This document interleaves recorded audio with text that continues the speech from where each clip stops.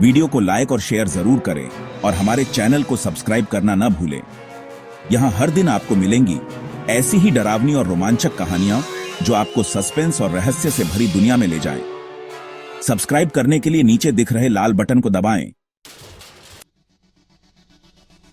समीर एक युवा लेखक था जिसकी जिंदगी बहुत साधारण थी। उसे लिखने का शौक था और वह एक छोटे से अपार्टमेंट में अकेला रहता था। एक दिन जब वह पुराने बाजार में किताबें खरीदने गया तो उसकी नजर एक पुरानी सी तस्वीर पर पड़ी। तस्वीर में एक खूबसूरत घर दिख रहा था जिसके आंगन में एक अकेली लड़की खड़ी थी। उसकी आंखों में एक अजीब सी उदासी और खौफ था।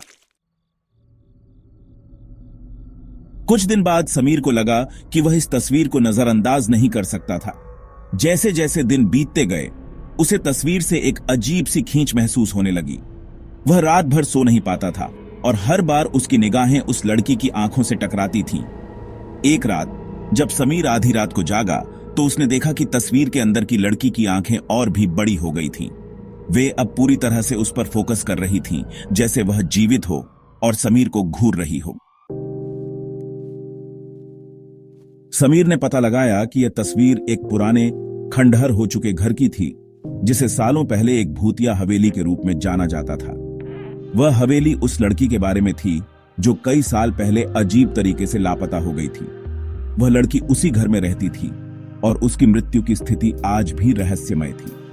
हवेली के आसपास लोग कहते थे कि जिस किसी ने भी इस तस्वीर को देखा वह अब कभी बाहर नहीं निकल पाया। एक दिन समीर ने तय किया कि वह इस रहस्य का पता लगाएगा। वह तस्वीर में दिखाई दे रहे घर तक पहुंचने के लिए अपनी योजना बनाता है।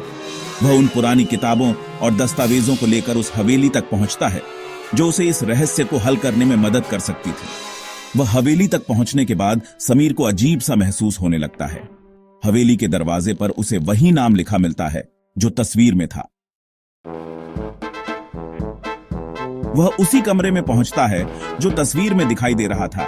कमरे में एक पुरानी सी किताब रखी होती है जिस पर धूल की मोटी परत जमी होती है।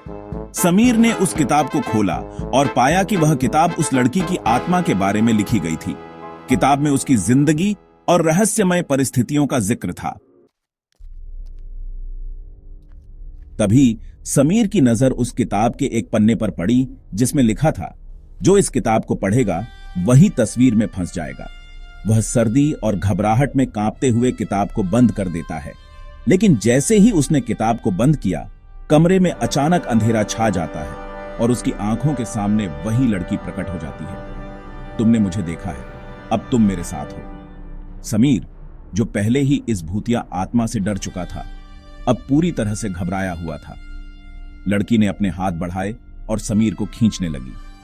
समीर की आत्मा पर अब वह लड़की पूरी तरह से हावी हो चुकी थी। वह किसी तरह कमरे से बाहर भागने की कोशिश करता है, लेकिन हवेली की दीवारें उसे वापस घेर लेती हैं।